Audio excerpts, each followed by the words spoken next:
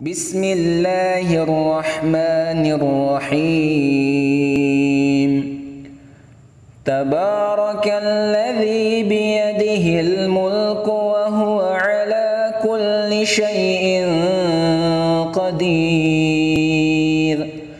الذي خلق الموت والحياة ليبلوكم أيكم أحسن عملا وهو العزيز الغفور.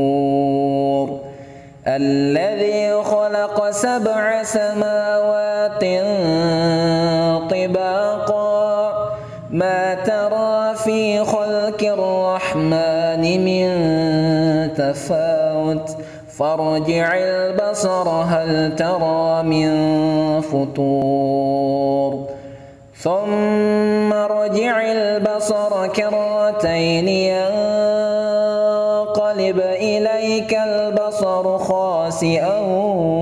وهو حسير. ولقد زينا السماء الدنيا بمصابيح وجعلناها رجوما للشياطين وأعتدنا لهم عذاب السعير. وللذين كفروا بربهم عذاب جهنم وبئس المصير. إذا ألقوا فيها سمعوا لها شهيقا وهي تفور تكاد تميز من الغيظ كلما ألقي فيها فوج سألهم خزنتها ألم يأتكم نذير قالوا بلى قد جاءنا نذير فكذبنا وقلنا ما نزل الله من شيء إن أنتم إلا في ضلال كبير. وقالوا لو كنا نسمع أو نعقل ما كنا في أصحاب السعير فاعترفوا بذنبهم فسحقا لأصحاب السعير. إن الذين يخشون ربهم بالغيب لهم مغفرة وأجر كبير. وأسروا قولكم أو اجهروا به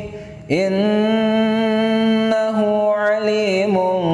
بذات الصدور. ألا يعلم من خلق وهو اللطيف الخبير. هو الذي جعل لكم الأرض ذلولا فامشوا في مناكبها وكلوا من رزقه وإليه النشور. أأمنتم من في السماء أن يخشف بكم الأرض فإذا هي تمور أم أمنتم من في السماء أن يرسل عليكم حاصبا فستعلمون كيف نذير. ولقد كذب الذين من قبلهم فكيف كان نكير.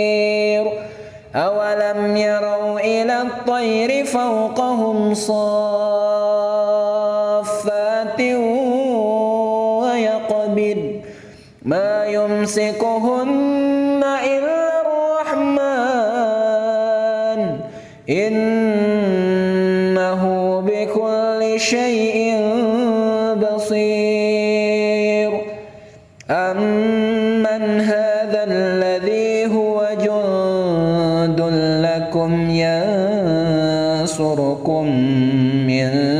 دون الرحمن إن الكافرون إلا في غرور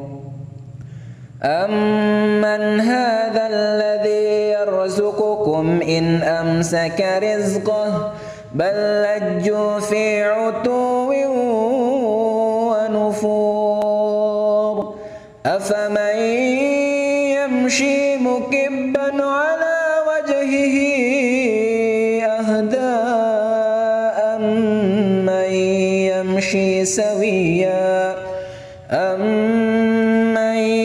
يمشي سويا على صراط مستقيم قل هو الذي أنشأكم وجعل لكم السمع والأبصار والأفئدة قليلا ما تشكرون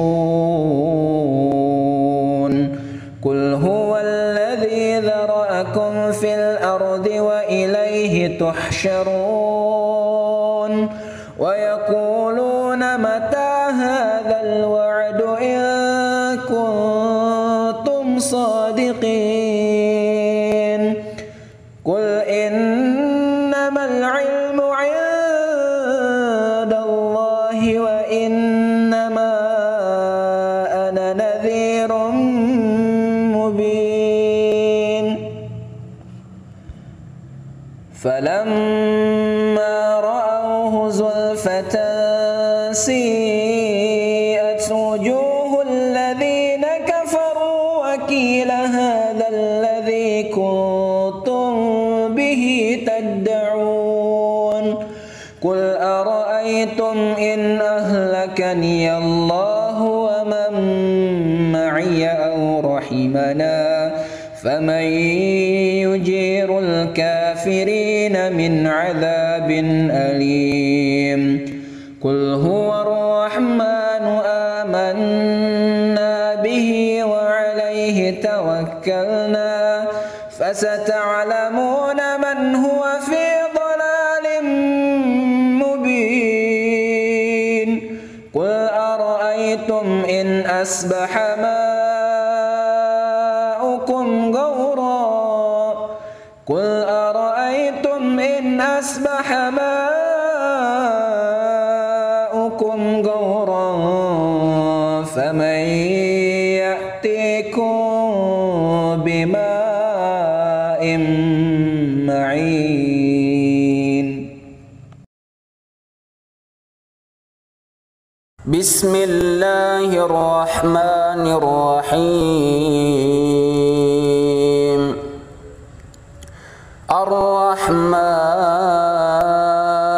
الرحمن علم القرآن خلق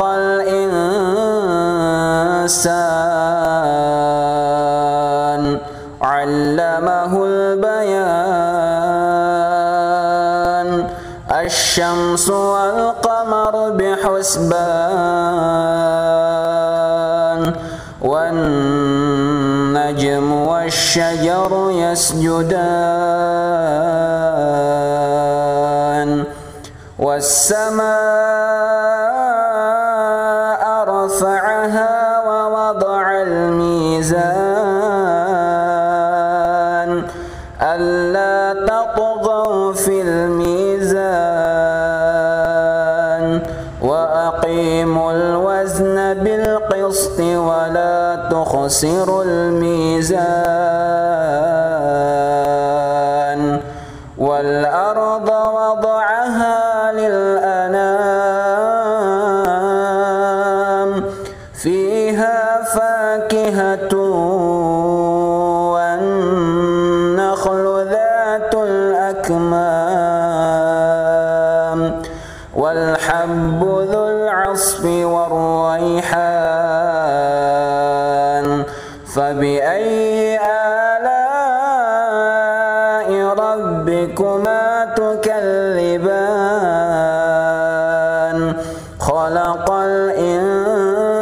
الإنسان من صلصال كالفخار وخلق الجن من مارج من نار فبأي آلاء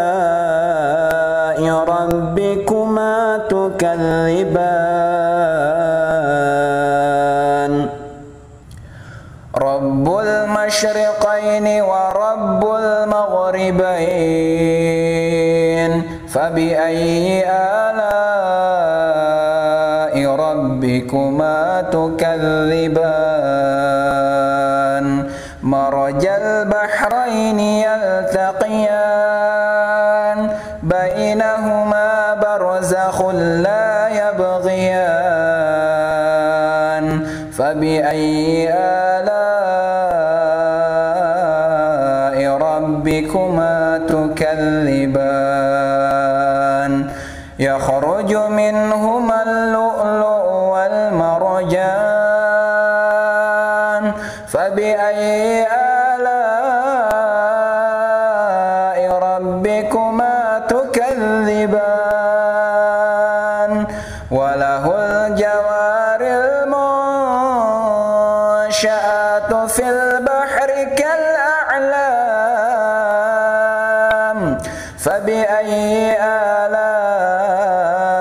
ربكما تكذبان كل من عليها فان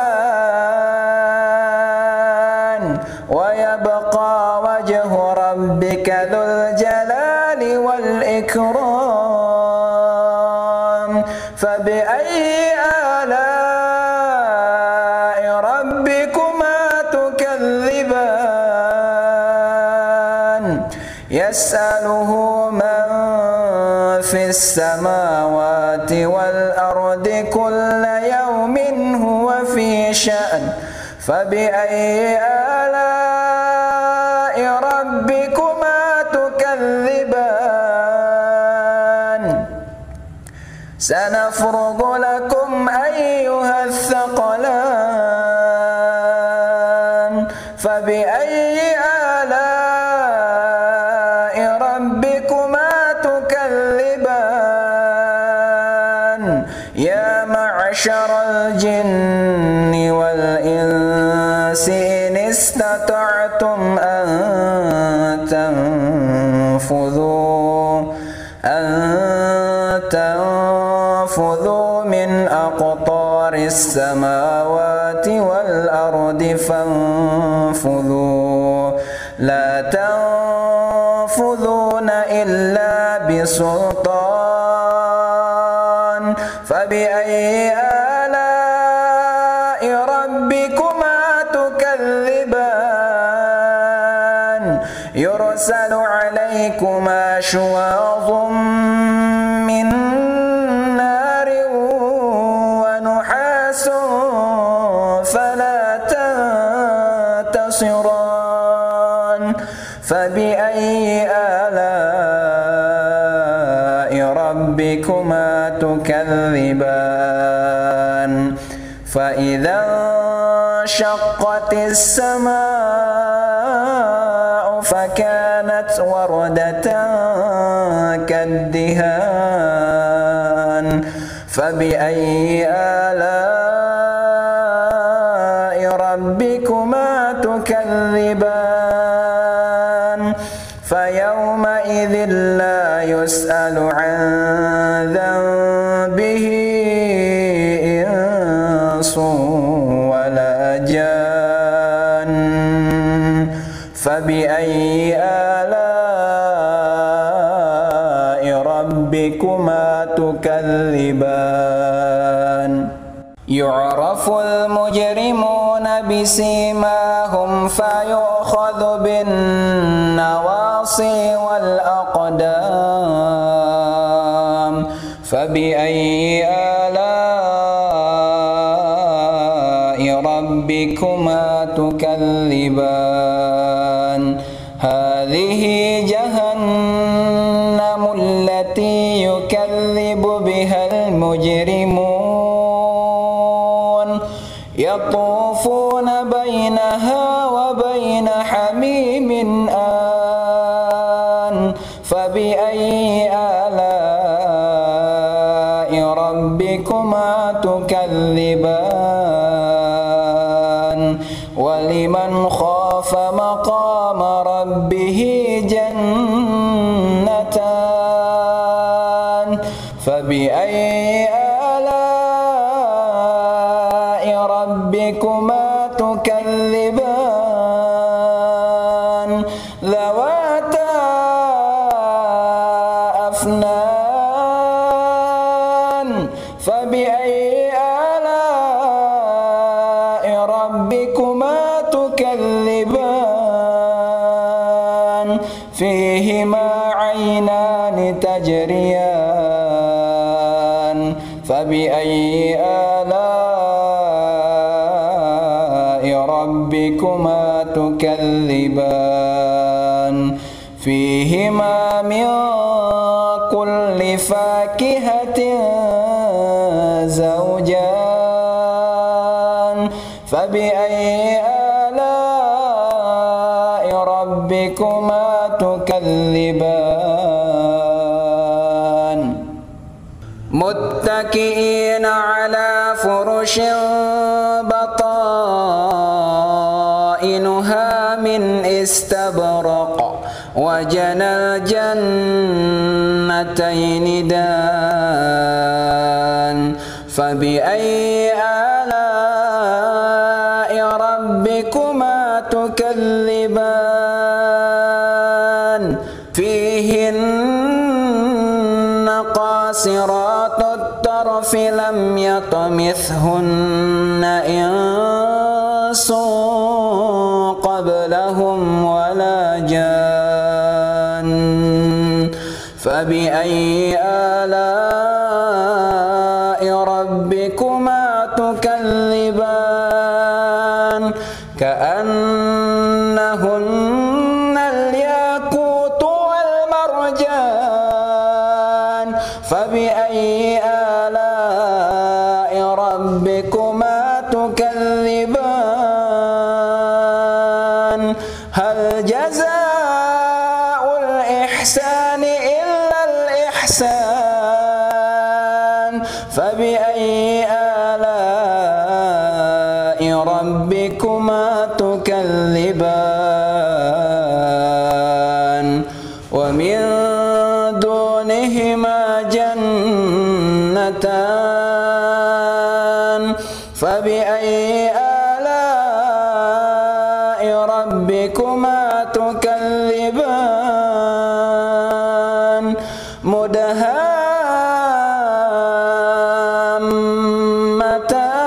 مدهامتان فبأي آلاء ربكما تكذبان فيهما عينان نضاختان فبأي آلاء ربكما تكذبان فيهما فاكهة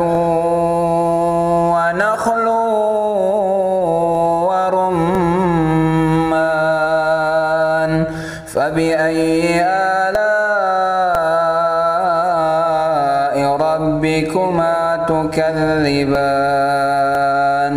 فيهن خيرات حسان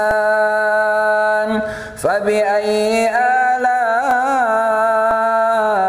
ربكما تكذبان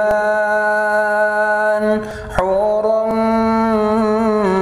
مقصورات في الخيام فبأي آلاء ربكما تكذبان لم يطمثهن إنس قبلهم ولا جان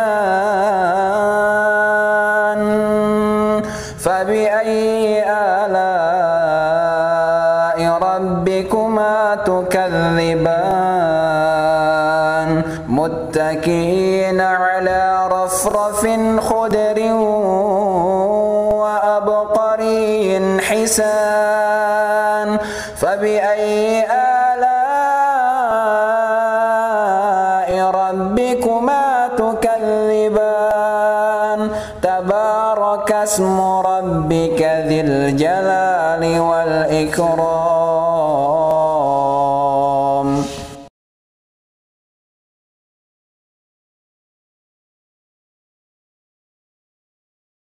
بسم الله الرحمن الرحيم. إذا وقعت الواقعة ليس لوقعتها كاذبة خافضة رافعة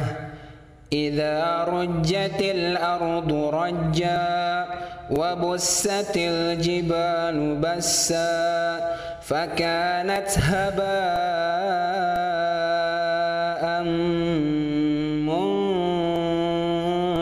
منبثا وكنتم أزواجا ثلاثة فأصحاب الميمنة ما أصحاب الميمنة وأصحاب المشأمة ما أصحاب المشأمة والسابقون السابقون أولئك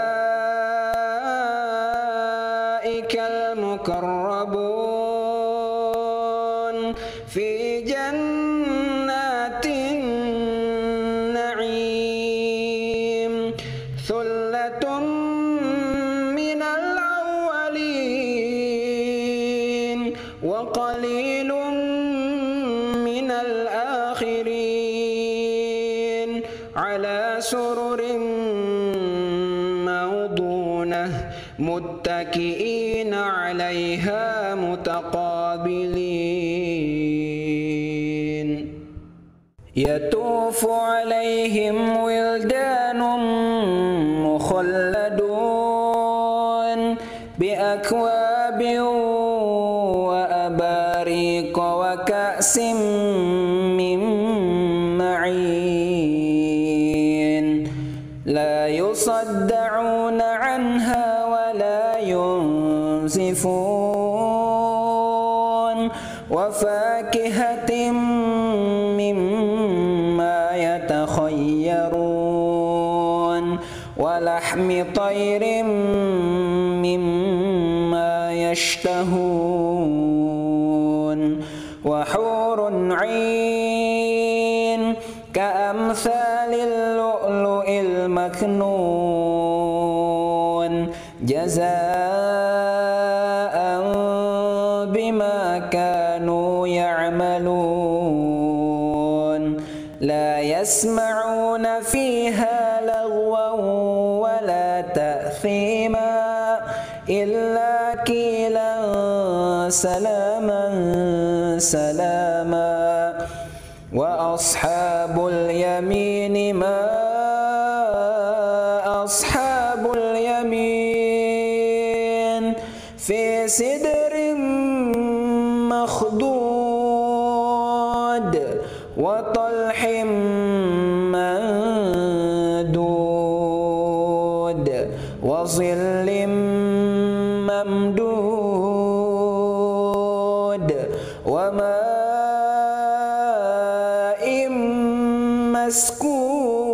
مسكوب وفاكهة كثيرة لا مقطوعة ولا ممنوعة وفرش مرفوعة إنا أنشأناهن إنشاء فجعلناهن أبكارا عربا أترابا لأصحاب اليمين ثلة من الأولين وثلة من الآخرين الآخرين وأصحاب الشمال ما أصحاب الشمال في سموم وحميم وظل من يحموم لا بارد ولا كريم إنهم كانوا قبل ذلك مترفين وكانوا يسرون على الحنث العظيم وكانوا يقولون أئذا متنا وكنا ترابا وعظاما أئنا لمبعوثون أو آباؤنا الأولون قل إن الأولين والآخرين لمجموعون إلى ميقات يوم معلوم ثم إنكم أيها الضالون المكذبون لآكلون من شجر من زقوم فمالئون منها البطون فشاربون عليه من الحميم فشاربون شرب الهيم هذا نزلهم يوم الدين نحن خلقناكم فلولا تصدقون أفرأيتم ما تمنون أأنتم تخلقونه أم نحن الخالقون نحن قدرنا بينكم الموت وما نحن بمسبوقين على أن نبدل أمثالكم وننشئكم فيما لا تعلمون ولقد علمتم النشأة الأولى فلولا تذكرون أفرأيتم ما تحرثون أأنتم تزرعونه أم نحن الزارعون لو نشاء لجعلناه حطاما فظلتم تفكهون إنا لمغرمون بل نحن محرومون أفرأيتم الماء الذي تشربون أأنتم أنزلتموه من المزن أم نحن المنزلون لو نشاء جعلناه أجاجا فلولا تشكرون أفرأيتم النار التي تورون أأنتم أنشأتم شجرتها أم نحن المنشئون نحن جعلناها تذكرة ومتاعا للمقوين فسبح باسم ربك العظيم فلا أقسم بمواقع النجوم وإنه لقسم لو تعلمون عظيم إنه لقرآن كريم في كتاب مكنون لا يمسه إلا المطهرون تنزيل من رب العالمين أفبهذا الحديث أنتم مدهنون وتجعلون رزقكم أنكم تكذبون فلولا إذا بلغت الحلقوم وأنتم حينئذ تنظرون ونحن أقرب إليه منكم ولكن لا تبصرون فلولا إن كنتم غير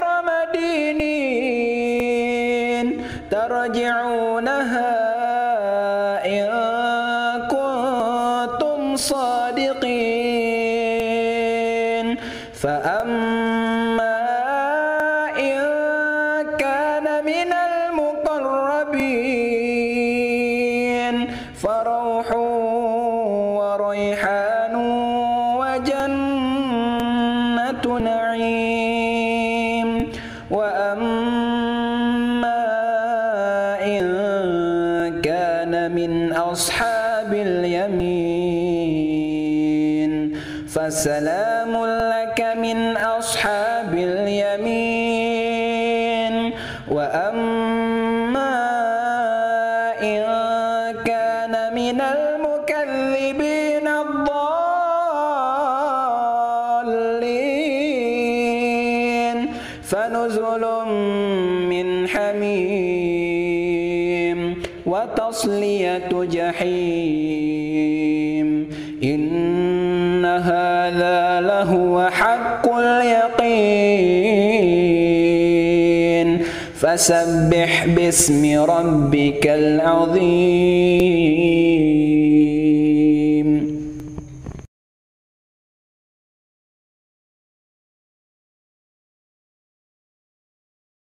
بسم الله الرحمن الرحيم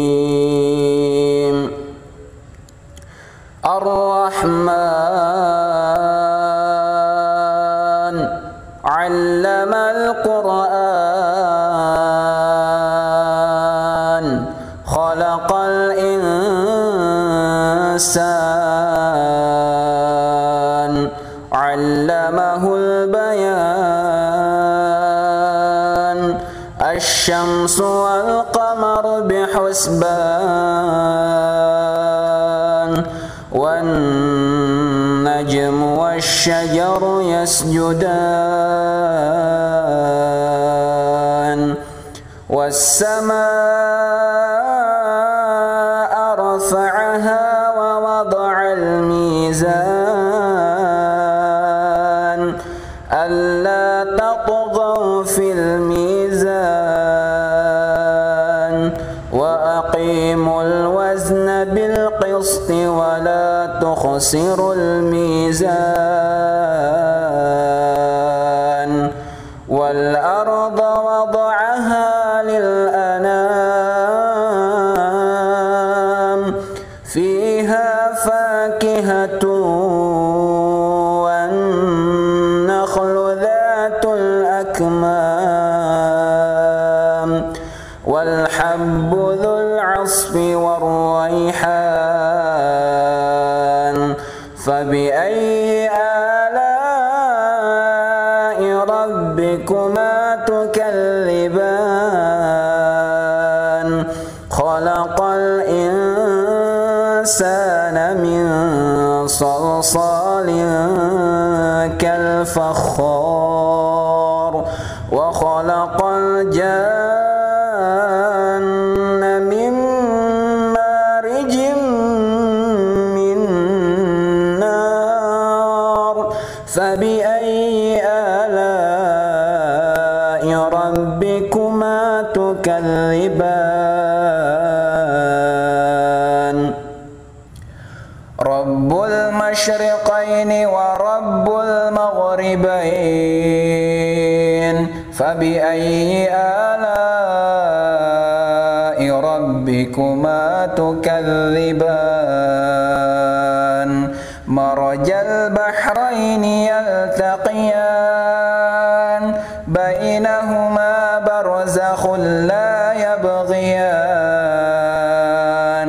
فبأي آلاء ربكما تكذبان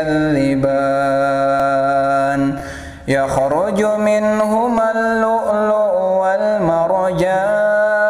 والمرجان فبأي آلاء ربكما تكذبان وله الجوار المنشآت في البحر كالأعلام فبأي آلاء ربكما تكذبان كل من عليها فان ويبقى وجه ربك ذو الجلال والإكرام فبأي آلاء ربكما تكذبان يسأله من في السماوات والأرض كل يوم هو في شأن فبأي آلاء ربكما تكذبان سنفرغ لكم أيها الثقلان فبأي آلاء ربكما تكذبان يا معشر الجن والإنس إن استطعتم أن تنفذوا من أقطار السماوات والأرض فانفذوا لا تنفذون إلا بسلطان فبأي آلاء ربكما تكذبان يرسل عليكما شواظ من نار ونحاس فلا تنتصران فبأي آلاء ربكما تكذبان فإذا انشقت السماء فكانت وردة كالدهان فبأي آلاء ربكما تكذبان فيومئذ لا يسأل عن ذنبه إنس ولا جان فبأي آلاء ربكما تكذبان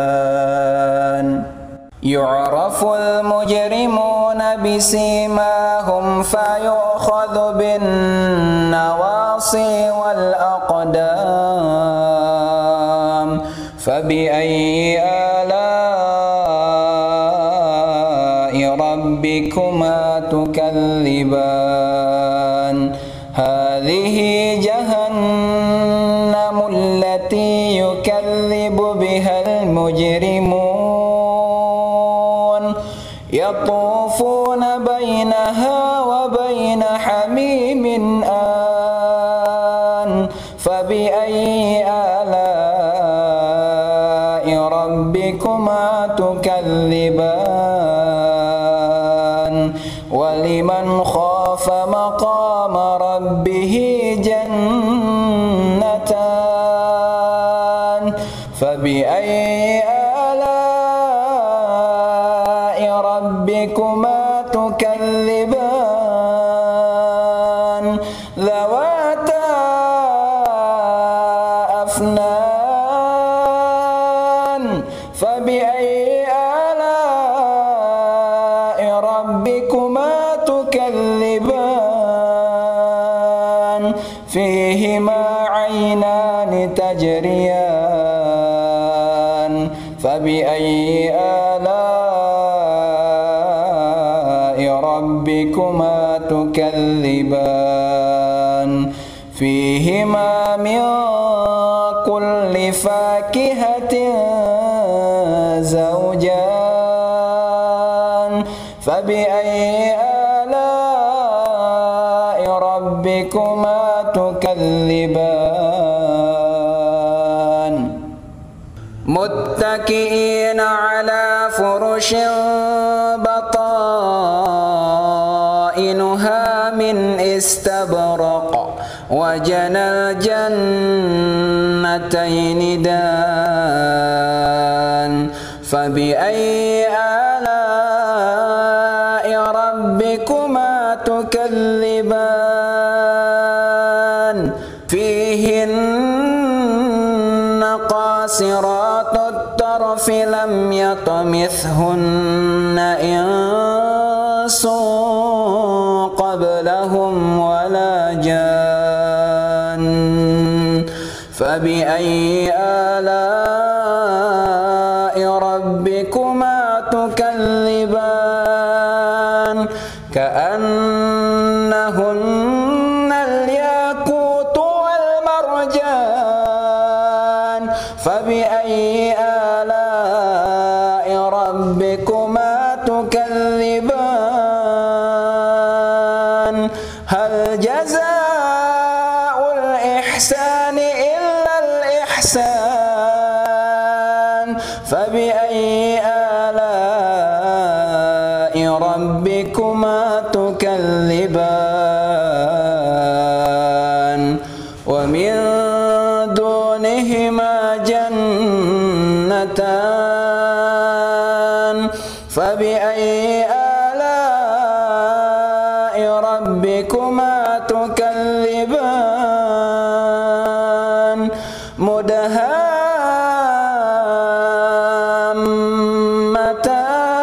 مدهامتان فبأي آلاء ربكما تكذبان فيهما عينان نضاختان فبأي آلاء ربكما تكذبان فيهما فاكهة ونخل ورمان فبأي آلاء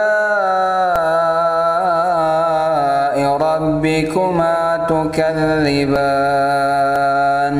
فيهن خيرات حسان فبأي آلاء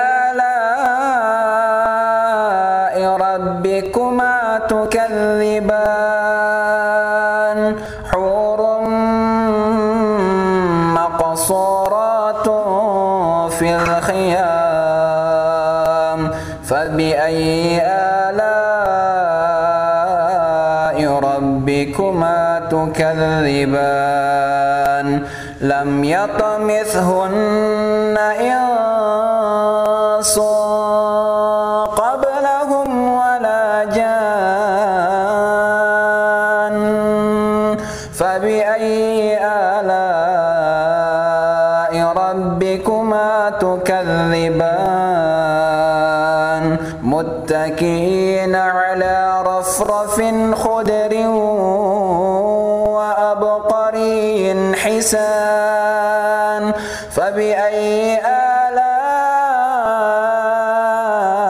ربكما تكذبان تبارك اسم ربك ذي الجلال والإكرام.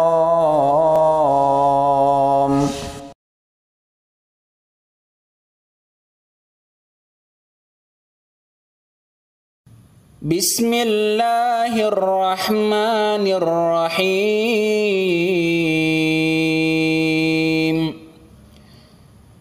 ياسين والقرآن الحكيم إنك لمن المرسلين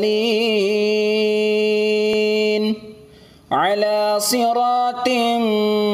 مستقيم تنزيل العزيز الرحيم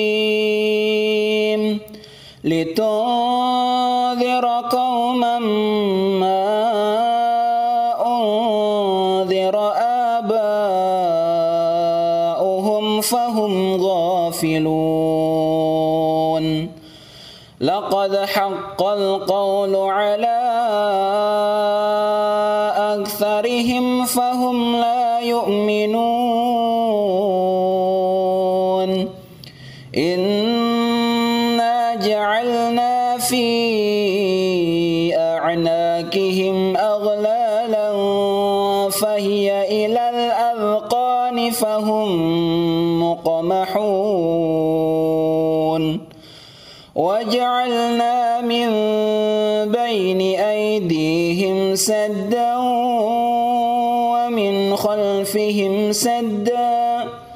ومن خلفهم سدا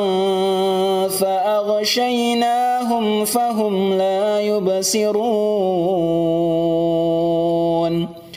وسواء عليهم أأنذرتهم أم لم تنذرهم لا يؤمنون إنما تنذر من اتبع الذكر وخشي الرحمن بالغيب فبشره بمغفرة وأجر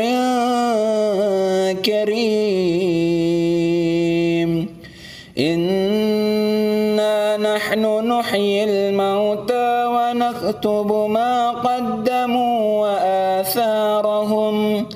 وكل شيء أحصيناه في إمام مبين واضرب لهم مثلا أصحاب القرية إذ جاءها المرسلون إذ أرسلنا إليهم اثنين فكذبوهما فعززنا بثالث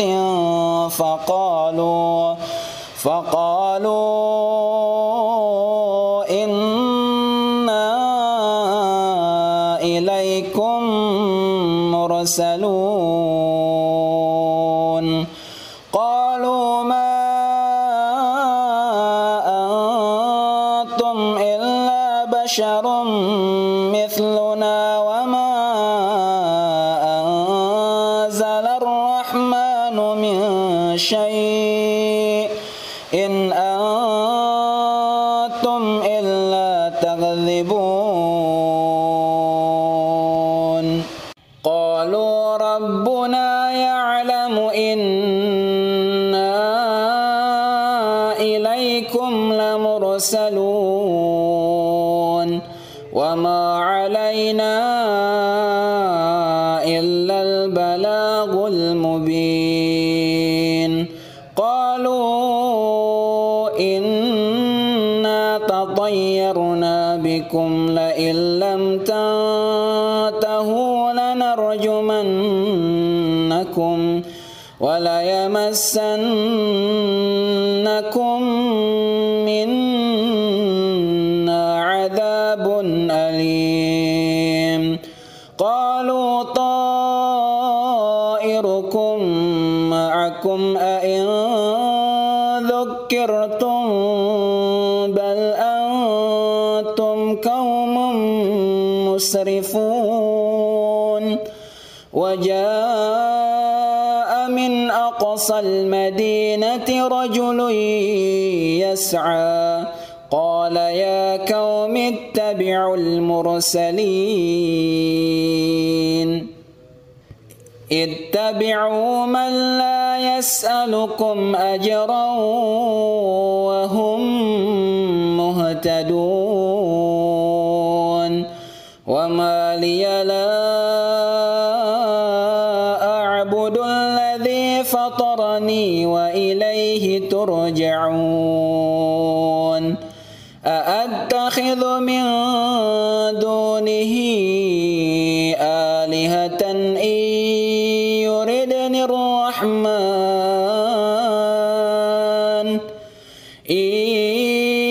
يردني الرحمن بضر لا تغن عني شفاعتهم شيئا ولا ينقذون إني إذا لفي ضلال مبين إني آمنت بربكم فاسمعون قيل ادخل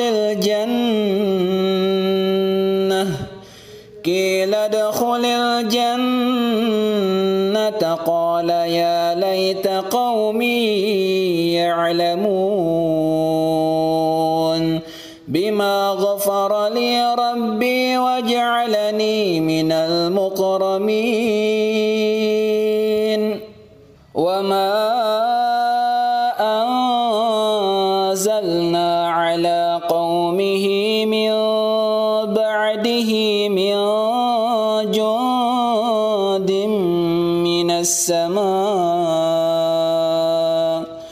من السماء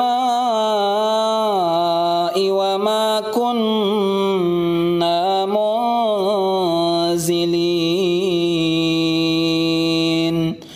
إن كانت إلا صيحة واحدة فإذا هم خامدون يا حسرة على العباد ما يأتيهم من رسول إلا كانوا به يستهزئون ألم يروا كم أهلكنا قبلهم من القرون أنهم إليهم لا يرجعون وإن كل لما جميع لدينا محضرون وآية لهم الأرض الميتة أحييناها وأخرجنا منها حبا فمنه يأكلون وجعلنا فيها جنات من نخيل وأعناب وفجرنا فيها من العيون ليأكلوا من ثمره وما عملته أيديهم أفلا يشكرون سبحان الذي خلق الأزواج كلها مما تنبت الأرض ومن ومن أنفسهم ومما لا يعلمون وآية لهم الليل نسلخ منه النهار فإذا هم مظلمون والشمس تجري لمستقر لها ذلك تقدير العزيز العليم والقمر قدرناه منازل حتى عاد كالعرجون القديم لا الشمس ينبغي لها أن تدرك القمر ولا الليل سابق النهار وكل في فلك يسبحون وآية لهم أنا حملنا ذريتهم في الفلك المشحون وخلقنا لهم من مثله ما يركبون وإن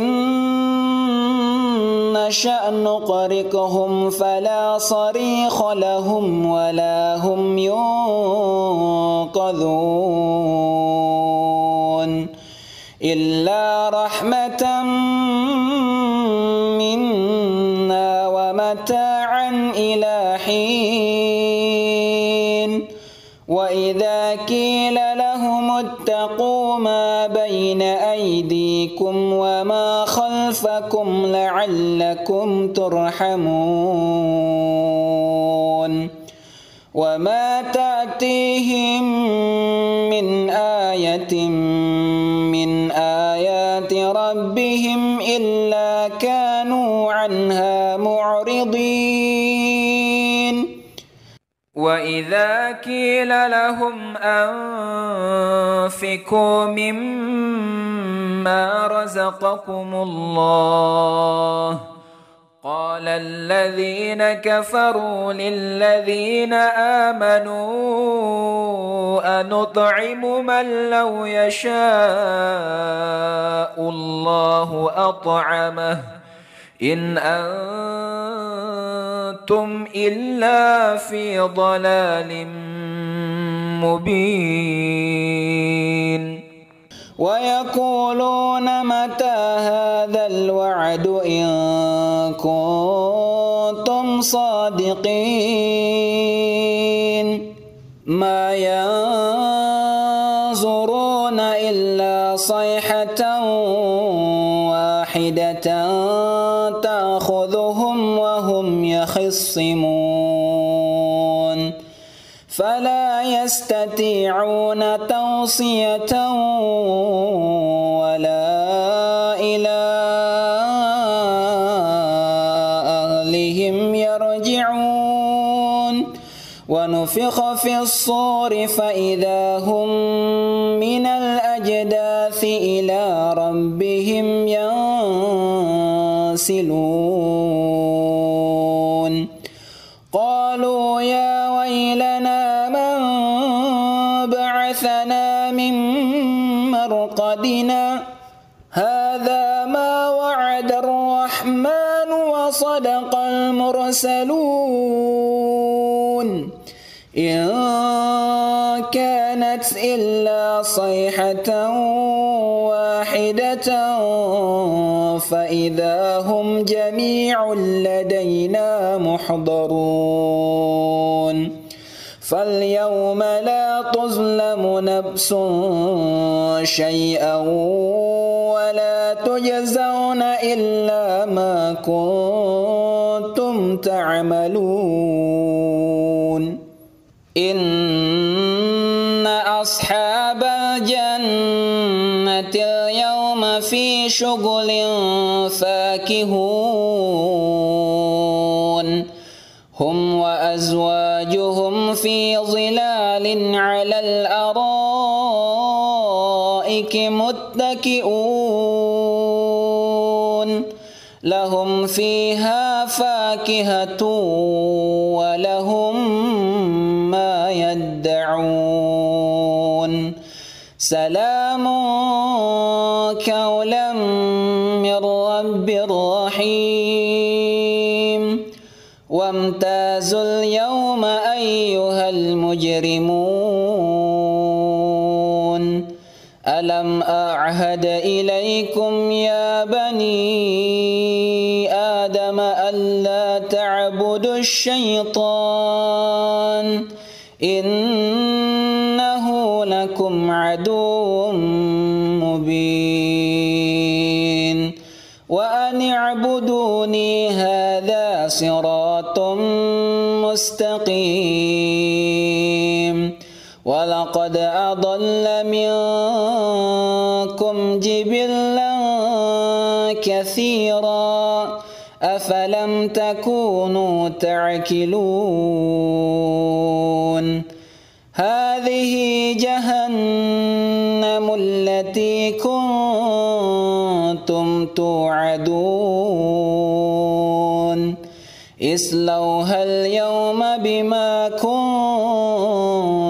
تكفرون اليوم نختم على أفواههم وتكلمنا أيديهم وتشهد أرجلهم بما كانوا يكسبون ولو نشاء لطمسنا على أعينهم فاستبقوا الصراط فأنى يبصرون ولو نشاء لمسخناهم على مكانتهم فما استطاعوا مضيا ولا يرجعون ومن نعمره ننكسه في الخلق أفلا يعقلون وما علمناه الشعر وما ينبغي له إن هو إلا ذكر وقرآن مبين لينذر من كان حيا ويحق القول على الكافرين أولم يروا أنا خلقنا لهم مما عملت أيدينا أنعاما فهم لها مالكون وذللناها لهم فمنها ركوبهم ومنها يأكلون ولهم فيها منافع ومشارب أفلا يشكرون واتخذوا من دون الله آلهة لعلهم ينصرون لا يستطيعون نصرهم وهم لهم جند محضرون فلا يحزنك قولهم إنا نعلم ما يسرون وما يعلنون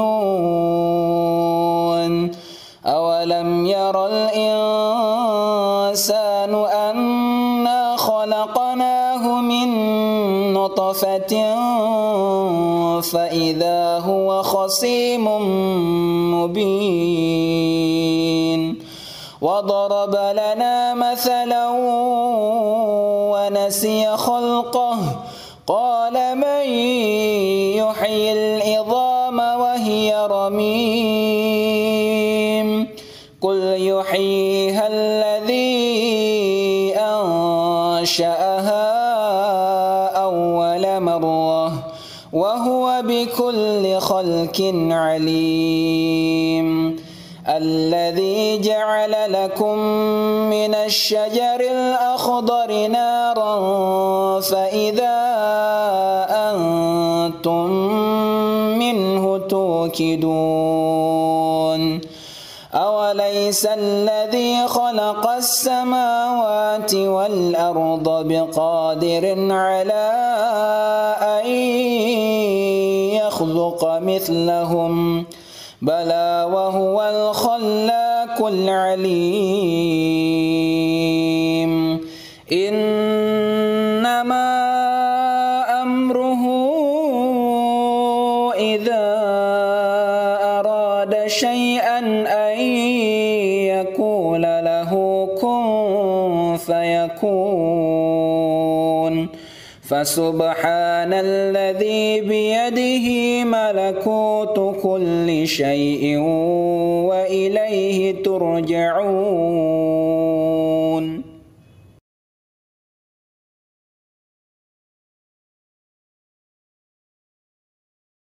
بسم الله الرحمن الرحيم.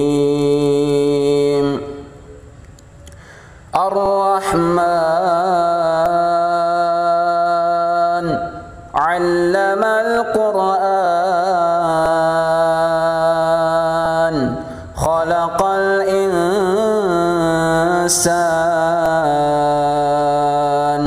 علمه البيان الشمس والقمر بحسبان والنجم والشجر يسجدان والسماء رفعها ووضع الميزان ألا تطغوا في الميزان وأقيموا الوزن بالقسط ولا تخسروا الميزان والأرض وضعها للأنام فيها فاكهة والنخل ذات الأكمام والحب ذو العصف والريحان فبأي آلاء ربكما تكذبان خلق الإنسان من صلصال كالفخار وخلق الجان من مارج من نار فبأي آلاء ربكما تكذبان رب المشرقين ورب المغربين فبأي آلاء ربكما تكذبان مرج البحرين يلتقيان بينهما برزخ لا يبغيان فبأي آلاء ربكما تكذبان يخرج منهما اللؤلؤ والمرجان فبأي آلاء ربكما تكذبان وله الجوار المنشآت في البحر كالأعلام فبأي آلاء ربكما تكذبان كل من عليها فان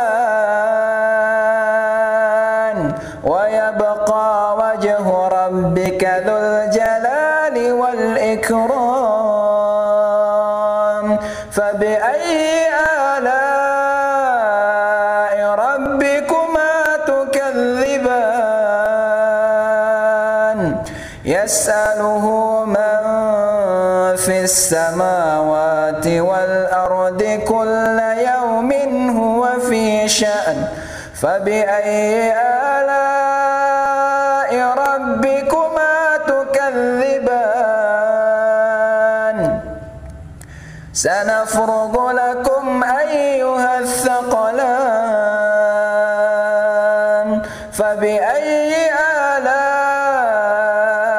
ربكما تكذبان يا معشر الجن والإنس إن استطعتم أن تنفذوا من أقطار السماوات والأرض فانفذوا لا تنفذون إلا بسلطان فبأي آلاء ربكما تكذبان يرسل عليكما شواظ من نار ونحاس فلا تنتصران فبأي آلاء ربكما تكذبان فإذا انشقت السماء فكانت وردة كالدهان فبأي آلاء ربكما تكذبان فيومئذ لا يسأل عن ذنبه إنس ولا جان فبأي آلاء ربكما تكذبان يعرف المجرمون بسيماهم فيؤخذ بالنواصي والأقدام فبأي آلاء ربكما تكذبان هذه جهنم التي يكذب بها المجرمون يطوفون بينها وبين حميم آن فبأي آلاء ربكما تكذبان ولمن خاف مقام ربه جنتان فبأي آلاء ربكما تكذبان ذواتا أفنان فبأي آلاء ربكما تكذبان فيهما عينان تجريان فبأي آلاء ربكما تكذبان فيهما من كل فاكهة زوجان فبأي آلاء ربكما تكذبان متكئين على فرش بطائنها من استبرق وجنى الجنتين دان فبأي آلاء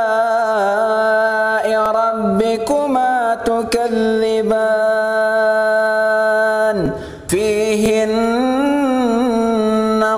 قاصرات الطرف لم يطمثهن إنس قبلهم ولا جان فبأي آلاء ربكما تكذبان كأنهن الياقوت والمرجان فبأي آلاء ربكما تكذبان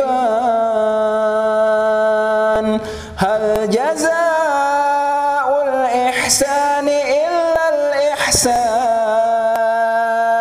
فبأي آلاء ربكما تكذبان ومن دونهما جنتان فبأي آلاء ربكما تكذبان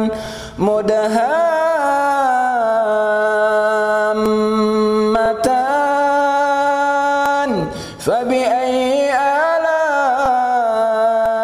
ربكما تكذبان فيهما عينان نضاختان فبأي آلاء ربكما تكذبان فيهما فاكهة ونخل ورمان فبأي آلاء ربكما تكذبان فيهن خيرات حسان فبأي آلاء ربكما تكذبان حور مقصورات في الخيام فبأي آلاء ربكما تكذبان لم يطمثهن